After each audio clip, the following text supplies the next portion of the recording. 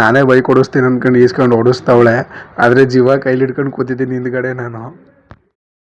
Hi friends, ಇವತ್ತಿನ mini ಬ್ಲಾಗ್ಗೆ ಸ್ವಾಗತ. ನಾನು ಹುಡುಗ ಇವತ್ತು ಅನ್ಎಕ್ಸ್ಪೆಕ್ಟೆಡ್ ಆಗಿ ಪ್ಲಾನ್ ಮಾಡಿ ನೈಟ್ ಹೋಗ್ತಾ ಇದೀವಿ. ಲಾಟ್ಸ್ ಆಫ್ ಲವ್ ಪಾಪಾ, ಲಾಟ್ಸ್ ಆಫ್ ಲವ್. ಖುಷಿಯಾಗಿದೆ ನಿನ್ನಿಂದಲೇ.